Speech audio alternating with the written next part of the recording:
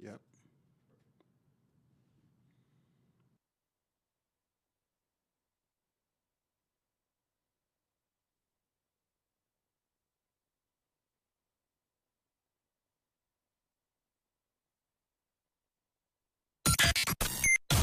17 years, countless voices, one studio. This is Dallas on Air, where Dallas goes to talk.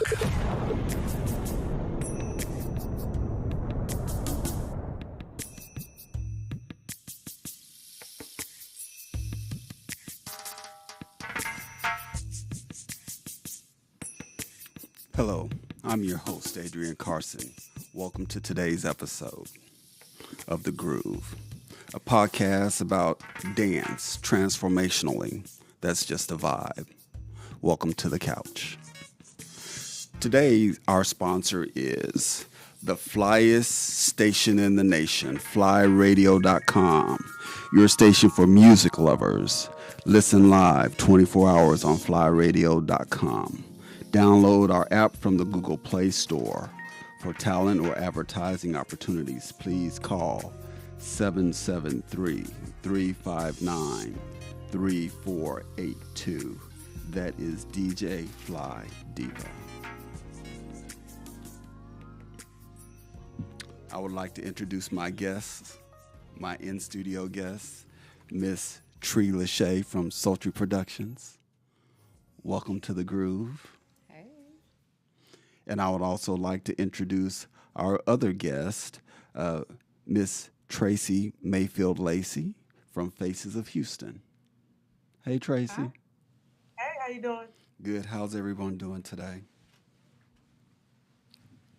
Really Good, well. good, Thank you for good. asking. Good. I am super excited that I have both of you ladies in the studio here with me. It's one of those things that I've been looking forward to since the last week's episode. I think the world of both of you ladies. I think you know that. We have great friendships and banter. And so I just wanted the world to get to know you a little better. People only know what they see of us because that's what our brand signifies. And so I want to get into a few questions on the couch, if you all don't mind. One of the things that, as a promoter, I've found is it takes a certain amount of leadership qualities in order to be a visionary, as well as to put together a production so where people will like it and enjoy it. And then as promoters, we hope that what our vision does, people will grasp our vision and embrace it and become on that journey with us. So one of the questions that I wanted to ask you all, and I'll start with you, Tracy, is how old were you when you knew you were a leader?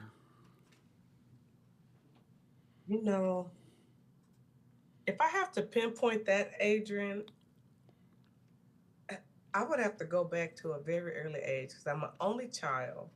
So, and I'm the oldest first cousin. So I was the one, I don't know if you want to call it bossy or leadership. That's kind of the same thing, but I'm going to say very early on. I was the ringleader very early on. Around what age would you say? Uh, Birth? I was I'm gonna go a little past that. I'm gonna give them till they were old enough to follow my commands. So I'm gonna say probably from the age of 7, 8. Okay. Tree, how about you? How old were you when you knew you were a leader? Ooh. You know, I don't know that I knew that before adulthood, um, because I spent a lot of time alone. I'm a loner, so I was with me most of the time. There was nobody to lead. Who was I leading? But me. So I would say, as I got older and I looked back on things, it became clearer to me in adulthood that that's who I was because though I am the youngest of three, My two older siblings normally shied away from the confrontation. You know, if they felt some type of way about what was happening in the house, I was normally the one that spoke out about it. You know, they spoke to me and then I went and spoke out about it, you know. And so I think that wasn't clear to me in childhood, but as I became an adult and I looked back on things, I said, I'm always the one that's, you know, getting things in order. I'm always the one that's redirecting the chaos. So in adulthood, I came to realize that even as a child, unbeknownst to me, I was leading the older siblings. Mine came a little differently. Everyone in my family was an Aquarius except for me. Everybody in my immediate family was right-handed except for me. So back then, I was looked at as the black sheep, but I was mature. And so I knew what I wanted to do, and I always would be able to verbalize that. But I think I was probably around 11 or 10 when I said I wanted to dance and form a group, and they have to audition. And I will select who I feel is the best that can be in the group. And so mine came at an early age, but to your point, I didn't know I was just leading. I just knew what I wanted to do, and I knew how I wanted to do it. Later on, I realized it was work because there's no days off for leadership. So Absolutely. I'll start with you on this one, Tree. What in life did you do that sharpened your leadership skills, whether it was jobs, activities? Um, that sharpened it. Uh, I would I would probably say I'm an overthinker. That's just something I naturally do. And because I am an overthinker, a critical thinker, you know, all of that helps and plays out very well in any type of leadership duties that I have to actually put into place. Because I have to think about more than one scenario, how things may go, you know, different outlooks, how people might feel about it, you know. On top of that, somehow I joined the military fresh out of high school, you know, and that helped sharpen my leadership skills. I ain't want to tell nobody what to do, but it's just part of the job, you know, being able to lead others, you know, and so that also assisted in sharpening, you know, my leadership skills. You know what? It just dawned on me what you just said as far as where you were in the military, where you enlisted. Yes. So what I found out, my father was enlisted as well. And he would always talk about how he has to train the officers Mm-hmm. and how they didn't know anything until he taught them or showed them. So it makes sense that as your role, and thank you for your service, by the Oh. way, that you were leading people that outranked you and had more tenure than you based on your approach. So, man, you just helped me realize that. That's awesome. Tracy, how about you? What in life did you do or that sharpened your leadership skills once you figured out you were a leader? You know, Adrian, so I worked for Pearland ISD where I retired from 2 years ago, and I wasn't in a primary leadership role, but I think I learned a lot from the leadership that I was under. Um, Listening to taking their information and then trying to figure out, well, what what would be a better scenario or what I could do better. So I think just learning from other people, whether it be the right, wrong, or just indifferent, just learning from my leaders. You know, I like that because at the end of the day, I learned from leaders how not to lead. There you go. And I learned from leaders how to be a best version of ourselves. So when I started getting into corporate leadership, it was different from private citizenship leadership. And I remember my mentor putting a mirror in front of my face and said, you know, every time you speak with emotion. and you're telling on yourself. So I need you to keep this mirror from you. When you feel a certain kind of way, I need you to look at yourself and then deliver. So I did, and I thought that I was progressing until I went to a meeting, and he said, "You put down that mirror, didn't you?" And I was like, "Oh, I guess I better pick this mirror up again." So I picked up that little 8x11 mirror, and I took it everywhere with me. And then I learned that, you know what? Emotions have no place in the decisions that I make or how I move. And so that was a leadership tidbit that I've learned and passed on. Like, I know Tree mentors me a lot. You mentor me a lot because you give me perspectives that I'm not looking at. You give me approaches that I haven't considered. And I'm not as tech savvy as you both are, so you both have enlightened me to continue to bother you to ask you how to do things on my phone when I'm typically not on social media a lot. So thank you for that. Tracy, how long have you been dancing? I probably started probably 2009. I took my first class. My very first dance was a DFW swing out from Marcus James and Lawana Gatlin. So I don't even know what year I did. My second dance would have been a Houston two-step. I don't know what year I've taken that, and then plus Chicago stepping. We started that in about 2017. So all in all, 9, 10, 15 years. And you're killing it. So, Love it. so I knew of the 3 genres, but there's probably other people that didn't know you knew at least 3 genres and probably learning more. Tree, how about you? When did you start dancing? You know, before actually becoming part of this dance community here in DFW, I was on the dance drill team and danced during halftime shows when I was in high school. So that I would say probably since like 1996, 95 time frame, roughly 30 years. From there, in adulthood, my native dance is DFW Swing Out. And I started doing that maybe 2006 time frame, 2005, 2006. And then I transitioned over to Chicago stepping in 2008, 2009 time frame.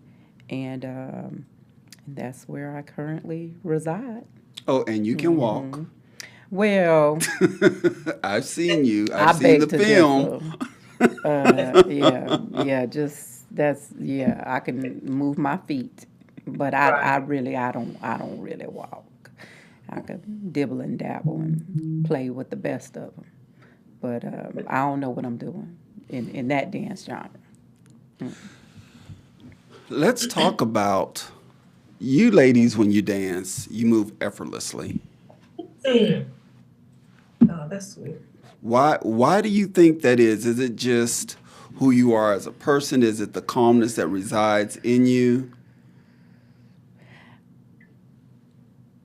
I don't feel that it's effortlessly. Oh, it looks like you're floating when you It dance. feels very nervous on my end, but thank you.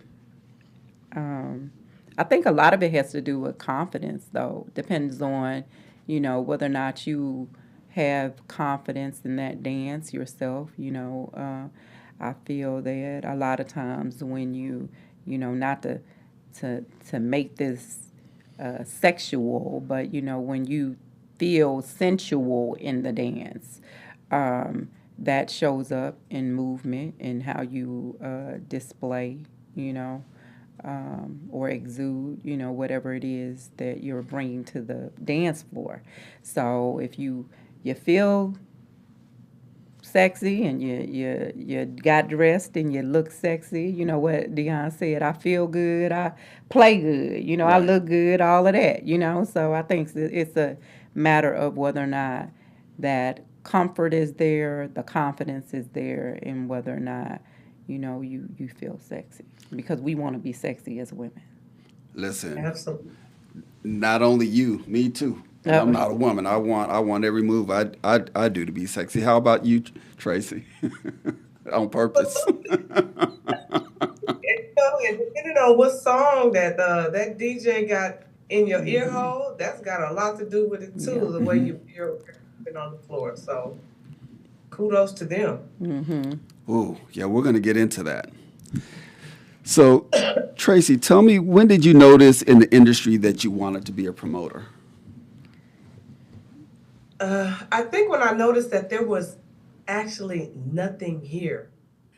When we first started dibbling and dabbling with trying to learn Chicago stepping, and that probably goes back to maybe 2014, 2015, we'd run up to Dallas to go to Gino's class, or we'd catch David Joyce, and we come back home, everybody here swinging out. We had nobody to dance with. So, it took a few years, but after we figured out, we want to do this here at home, it became a necessity so we could have something to do here. How about you, Tree? Um, Repeat the question. Oh, I be tapping out yeah. over here. When did you notice in the industry that you wanted to be a promoter?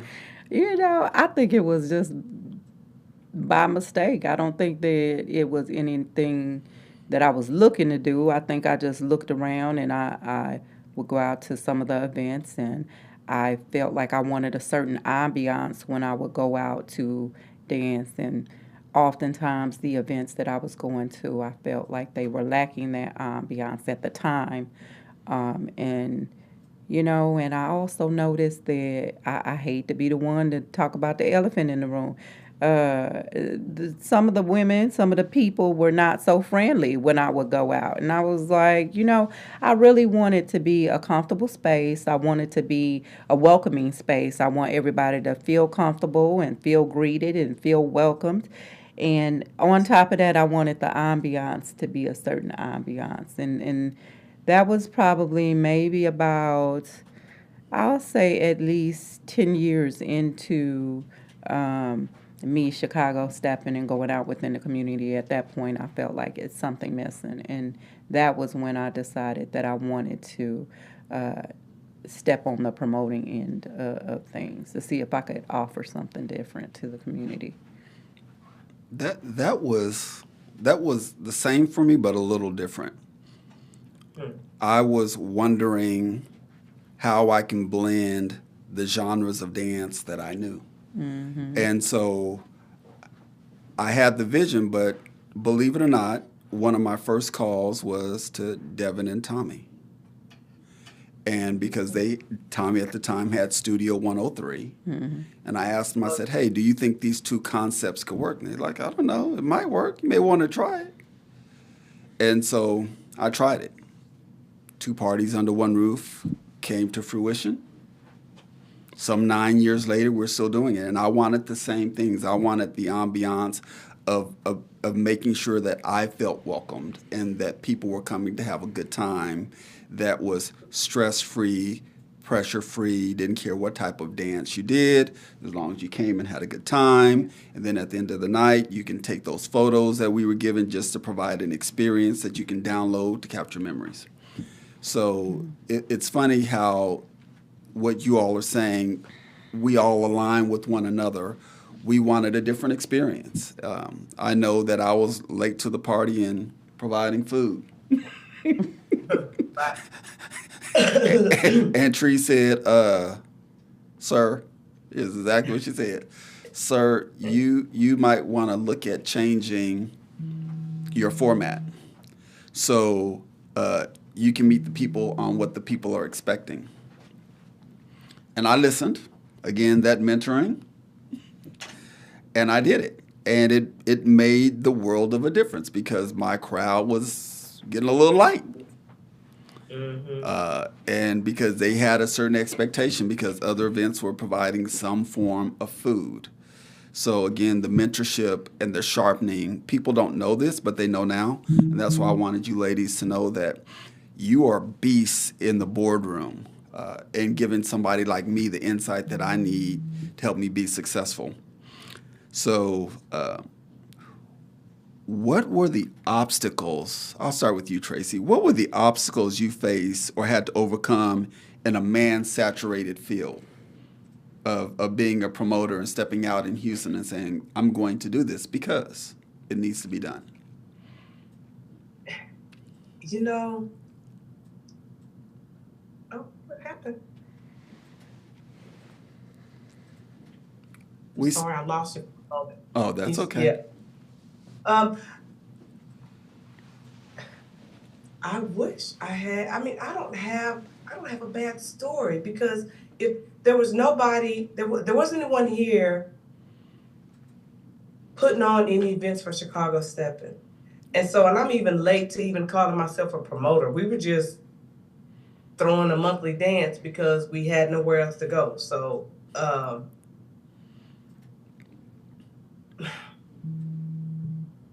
I think the only thing that I may be able to throw in there is since there was not anything for Chicago Steppin', the pushback from the other dance styles may be the only thing that I can think of that we had to overcome. But we just stayed 10 toes down, whether we had 2 people, 10 people, or 20 people. We just came every month. You know, and I have a class on Mondays as well. So however many people show up, we just kept doing it. We just stayed 10 toes down until we build to what we have today. Perseverance. Yeah. Trea, how about you? What were the obstacles or the things that you had to overcome when you decided that you wanted to be a promoter? Well, Adrian, you know, I got to keep it PG braided because I don't want you to lose no viewers behind me telling the truth. So, you know, I ain't really going to get too much into that, but I'll just say that it was difficult, I think, because a lot of times you have men who will test you in this arena because they feel like you're a woman. Or that's what I experienced. So, you know, I had to be very stern in how I decided to do business. You know, just so that way, because I think for a while I might have been the only female Chicago Steppin' promoter in Dallas that was operating, you know, without a team. Like I didn't have a partner, and the partner was male or anything like that. I know we have some other female promoters, you know, that might have been doing something with a male promoter, or they were hosting an event. But as far as actually doing it solo dolo, for a while it was just, and it might still just be me, you know, in Dallas. It is. I don't want to overspeak. And it's so just you have it all alone, well, and you're killing it. thank you. Well, I'm going to tell you this. It's been difficult. I probably got into it with every male promoter in this dance genre, with the exception of you. But we all cool now, with the exception of one. You know, I ain't going to say his name, you know, because I ain't here for the smoke. We understand. But yeah, I think that once I let them know, you know, that, hey, you know, I'm equipped to be just as business savvy as you, and you know, you're not gonna have any problems out of me as long as you don't want the smoke. But I ain't never scared. They understood, they overstood, and we all good at this point. But it has been a learning experience.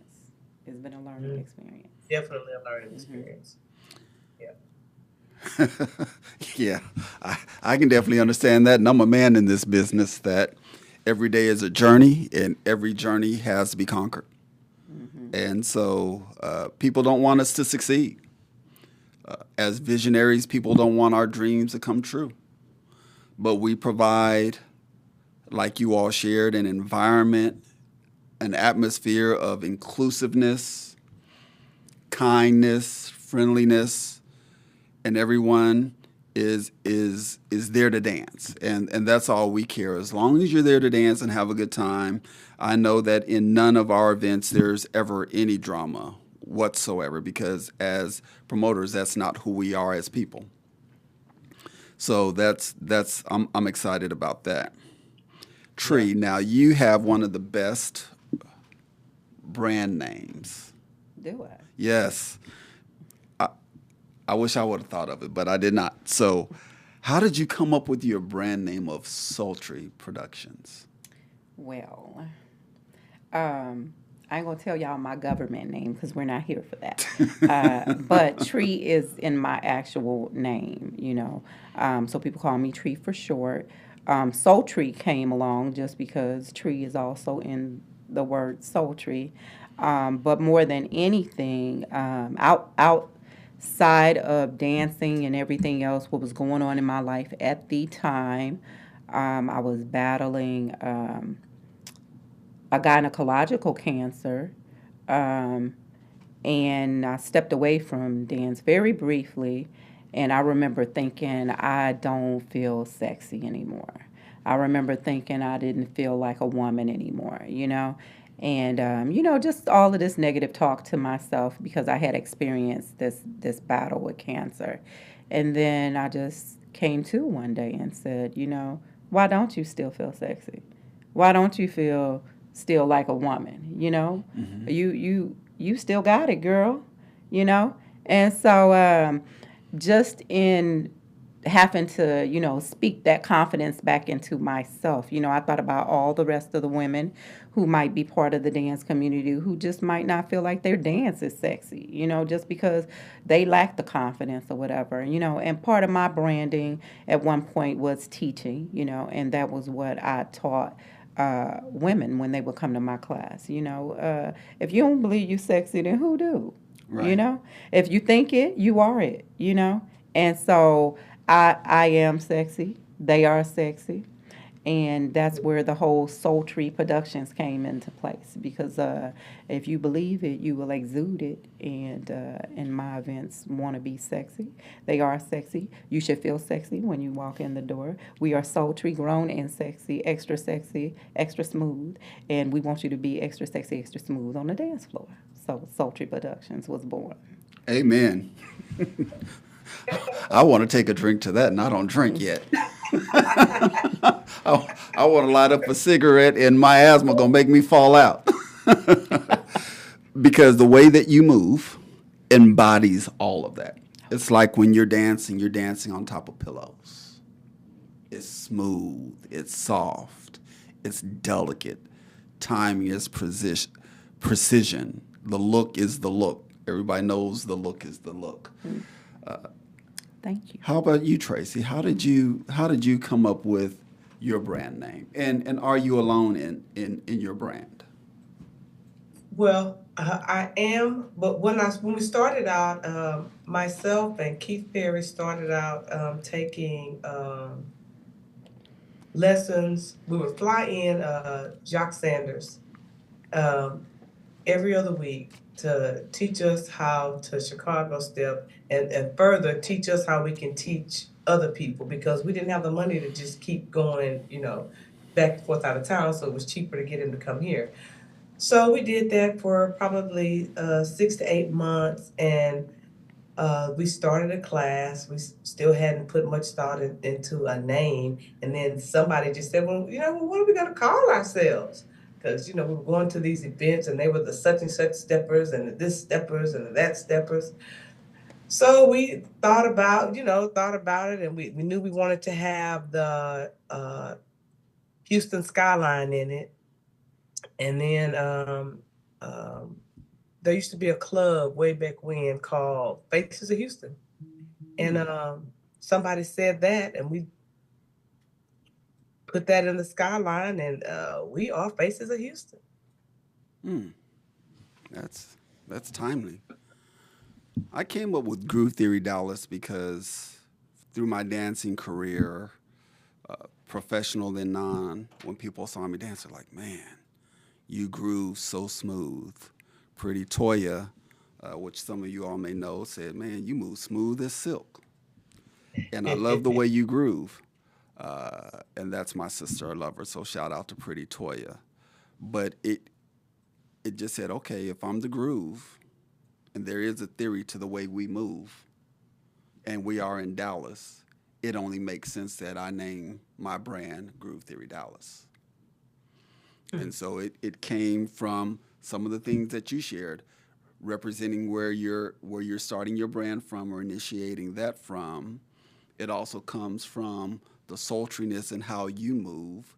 The grooving is how I move. You are definitely one of the predominantly faces in Houston, right? So that's I wanted people to understand that conceptually we came up with these things because of who we are, where we were, and how we move.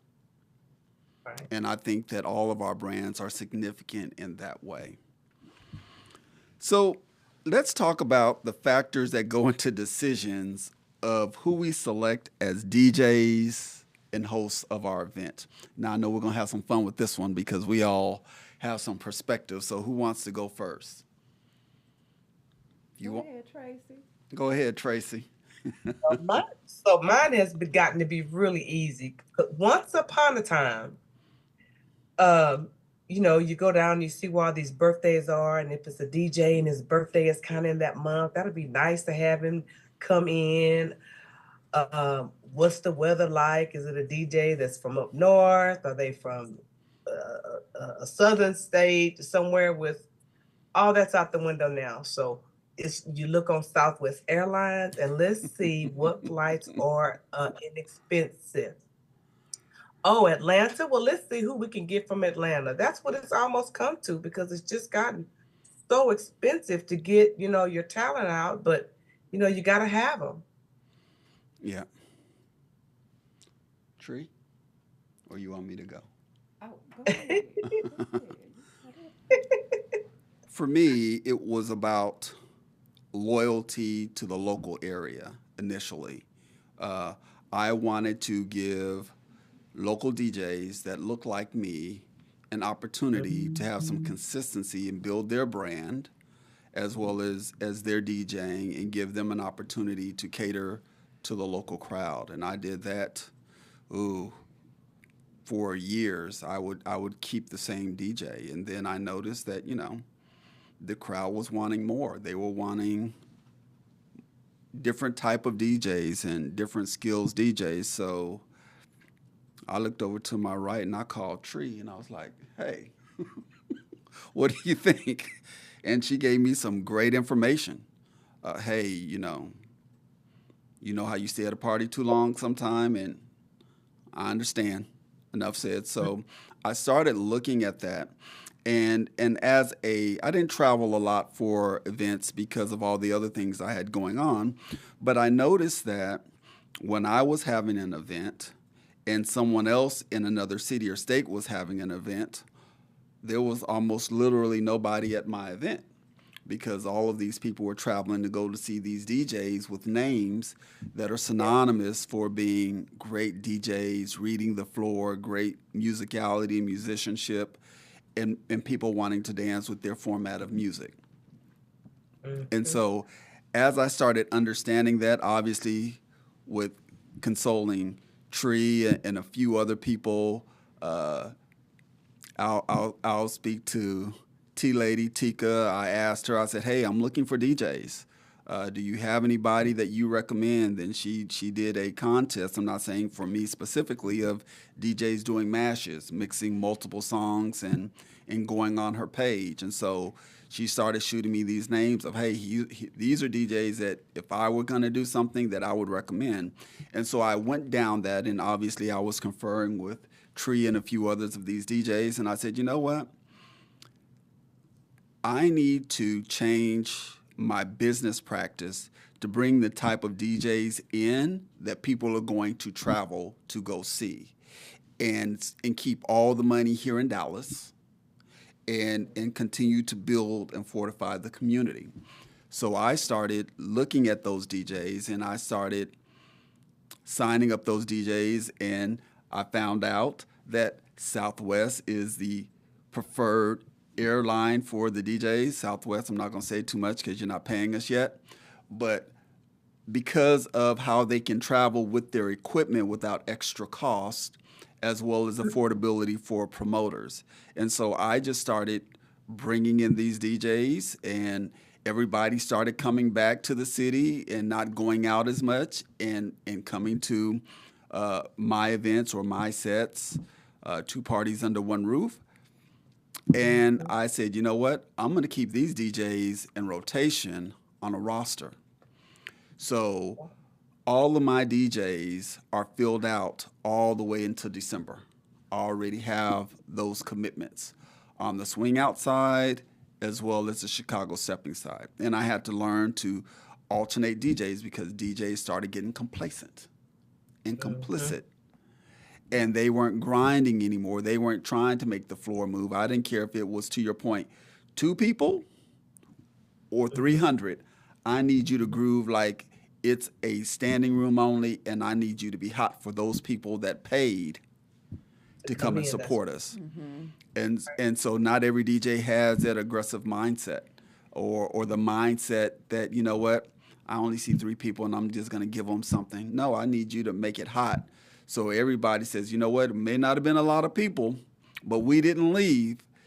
You know, and if my floor is clear at 11 o'clock, I know that that's probably not the DJ that I need to be going through.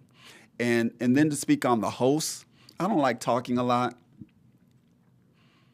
because I'm not there to talk. I'm there to listen to the music. So I don't like talking DJs.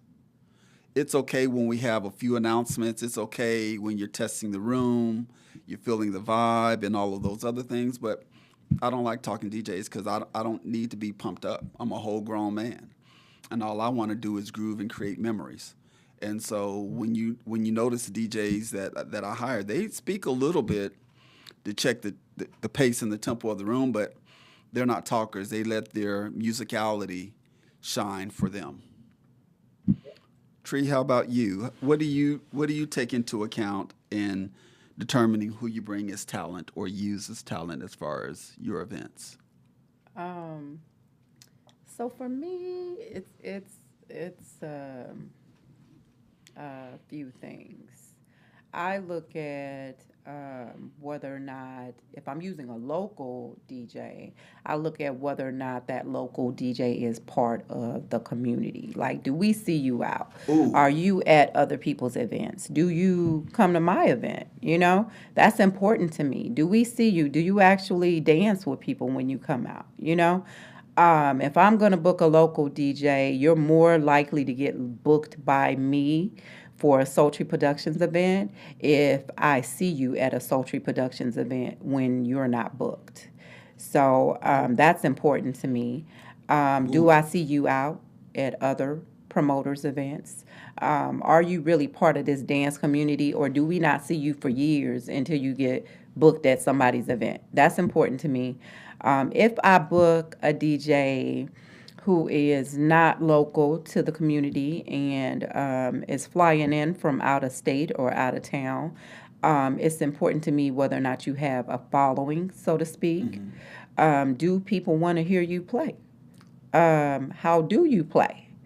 Is your DJ fee reasonable? Are you trying to break the bank over here? Are you worth what you say you're worth? You know?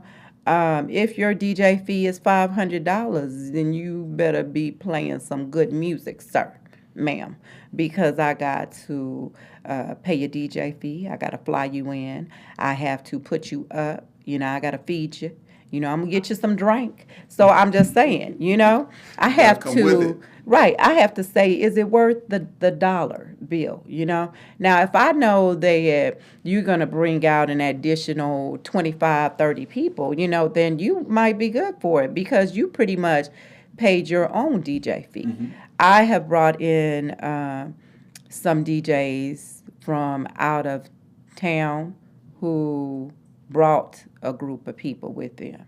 You know, so it's pretty much like you pretty much paid your own fee. You worked, and everybody that traveled with you paid that DJ fee. So that's worth it to me, you know. Yeah. I prefer to book DJs that promote.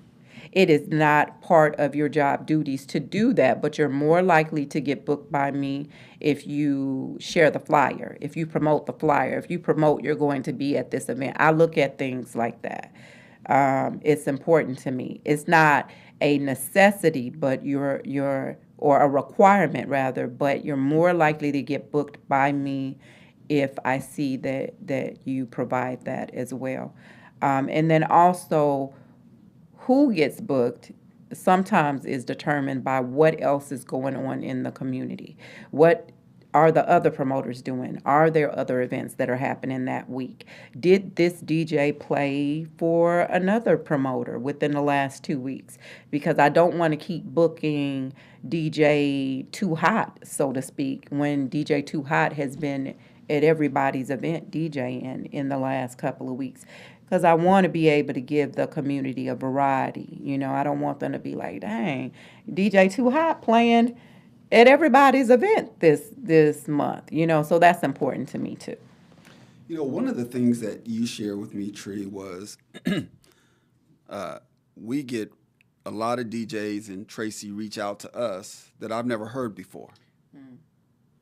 Absolutely. And, we've had conversations of, why are you in my inbox, ma'am and sir? Who are you, sir? We don't know who you are. And it wasn't until I had these conversations with Tree, she goes, but your DJ's okay, but does he or she have a following?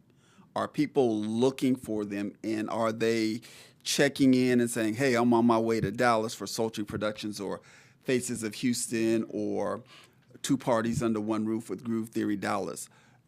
Come check me out. Or are they doing lives when they're at there saying, come see me? You're missing the party. Floor is going to be hot. I didn't realize how important that was. Oh, it's very important.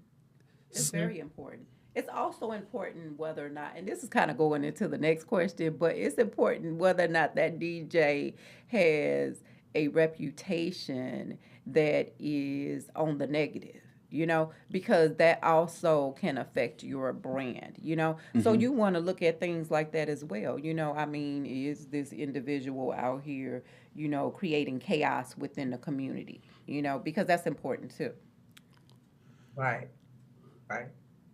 And then when I get said DM messages, I start picking up the phone and calling. Hey y'all, what you say?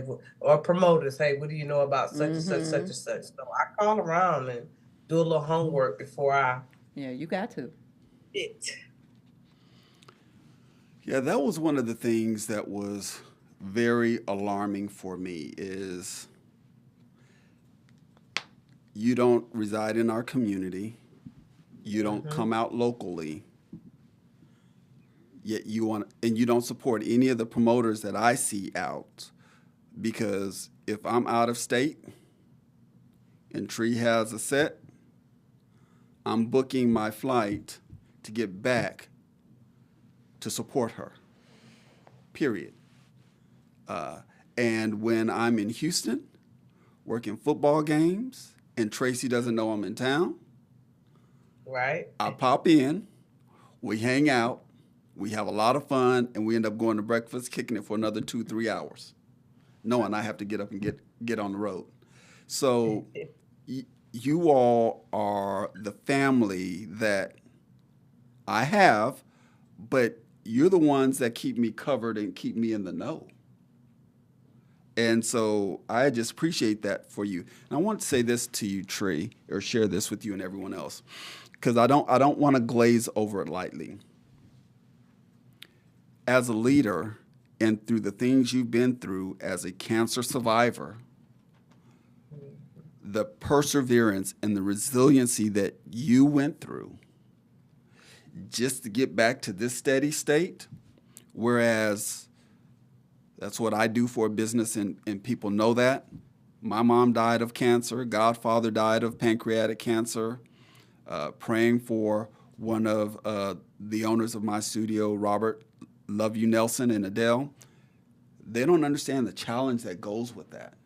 And they don't understand what you have to do to pick yourself up when no one else is around. So I just wanted to commend you for being a cancer survivor, pouring into me, pouring into others you may not want to do that because. Yeah. And so I think I want to make sure that we give our flowers to you ladies. I'm so excited that you are doing the things that you're doing. Tracy, you have an event coming up. We're going to put up the flyer and let you talk about that event. Okay, okay. This is every month, but this month of May, we have our first female DJ for Faces of Houston. Every third Saturday, we put on a stepper set, and we have DJ Lady Tea Time out of Atlanta. And we're just happy to have her here. It's our very first lady DJ, and we're excited about it. But in Houston, we have the whole weekend where you can come out and you can dance with us on Thursday night, Friday night, Saturday night, and Sunday. But And where yeah. can they find you for your sets? So we are at the Hilton Garden Inn on Alameda Road, which is right next to the VA. So if you know where the center of town is, know where the VA hospital is, it's right next to that. We're on the second floor. It's from 7 to midnight ish, and we do a birthday stroll for all the birthday celebrants. Okay. And you're going somewhere soon to support another organization, right? Tell us about that a little bit. Or so Face to Houston just organized our very first charter bus ride. We're going to ride to a event in Memphis, Tennessee, and in July the 11th through the 13th. And we're just really excited about it because you know everybody that travels, we've been looking at those airline prices, and we got a good price for round trip. And I told them, this just may be a means of transportation for us guys. So we're excited to do this first trip to Memphis to Stepping in Paradise and see what that holds for us, because that may just be our, means to get around, because I'm telling you, Southwest is just forsaking me. It's high. How many people do you all have going on your bus, on your charter? It was a 6-passenger bus. Right now, I think we're up to 33, and Oh, we don't want to book it all the way out. So we're probably going to get about 46, 47 people. Have a few, empty seats so people can kind of spread out. and the way you all travel, you travel in luxury buses, I'm sure. First class, it's called first class transportation. So I hope this bus is first class. Amen to that. So you just had an event, and you have one upcoming, and I will be providing the flyers next week, or when she shares them with me. But tell us about the event you just had, because you've had some all your events are packed. The most recent one that I did was Fourth Friday Sultry Steppin' Bobs. That was at the end of March. The DJ for that was Tim Jones in the building. And the next one that I have coming up will be at the end of May. It's on the 23rd. Same event is Fourth Friday Sultry Steppin' Vibes. And the DJ for that one is DJ Vic. So I do that once a month. That's every fourth Friday. And then I have a quarterly event, and that is Sultry Saturdays. And it normally happens like once a quarter. So the next one, I think probably we're going to skip the next quarter, but the next one will be the last weekend in August. Okay. Okay. Well, we will make sure that we share those flyers. I have a few coming up. I have Denim and Diamonds 5 coming up next month, and we're excited about that. It will have DJ J Boogie from Chicago. This is his second time back with us, and we'll have DJ Bubby A on the swing outside. So hope you all come on out. 20 in advance, as you can see on the flyer. You can also find us on Facebook, Two Parties Under One Roof, Instagram, Groove Theory DFW, YouTube, Groove Theory Dallas channel, X, Groove Theory DFW. I also have another event coming up in June, my Juneteenth event. And I will be bringing back the Fly Diva again. So super, super excited about that. She was on a few weeks with us. Bubby will be there as well. And so we are looking forward to that. And then I have an event coming up in August 23rd, which is a Groove Theory Dallas graduation. I'm super excited about this. We haven't had a graduation in 6 years, ever since COVID, pre-COVID. And so we are really going to put on a production. Our graduations are stellar. The food is amazing. The ambiance is great. It's after 5. It'll be at the Renaissance Dallas, formerly the Hotel Intercontinental. So we're super, super excited about that. And the graduates will start selling tickets tomorrow for their tables. So you should get them. The last event we did had about 350 people attending. We have 3 professional groups dancing, some of the best dancers in their genres, with Ryan, Lewis, and Israel Pena. And then My Mini Me, Jarvis, is going to have his dance troupe, professional dancers, perform as well. So you'll have 3 professional performances. You will also have the graduates doing a wonderful dance production. The DJ will be DJ Stevie Ray. So August 23rd is going to be on fire. So we hope that you're all able to come out. Anything that we missed you want to share or add with the people? No. I think that's it. That's all. How about you, Tracy? Well, I'm just so happy to hear that Stevie Ray will be DJing, so you know we good for a table. That is our dude. Yeah, he's a beast. He is. He's a beast. And so he'll be on one of these days. But next week, we're going to have the CEO of Get Fly and Boutique, Maureen Ibu. She will be talking to us about the fashion things that we have going on, that she has going on, how she's marrying that business with dance, just keeping things on the positive note so we can continue to ascend and influence others to come out and hang out with us. If you haven't been to a Faces of Houston, you are missing a treat. Tracy does an excellent job. She brings in world-class DJs. She makes you feel like part of the family. I can't wait to go up there again as my schedule lightens up a little bit. And Trea Lasha, it's understood when she opens the door. Steppers don't come late to her set. That's the only set that I've been to that wasn't a 3-day event where steppers don't come late. It's her set. I don't know what it is, but they are there early. They're at their tables early, and when I get there, they're already in the middle of getting it in. So I'm super, super thankful for my in-studio guests, Miss Trea Lasha of Sultry Productions, and my friend from afar, Tracy Mayfield Lacy of Faces of Houston. I really appreciate you, ladies. I hope that the things that we shared will help ladies be more confident in their dance, be empowered in their abilities to step out on the limb and live their dreams and be visionaries as you ladies have. That way that we can continue to strengthen the community. And just a warning note to DJs, if you haven't visited us, get out of our inbox.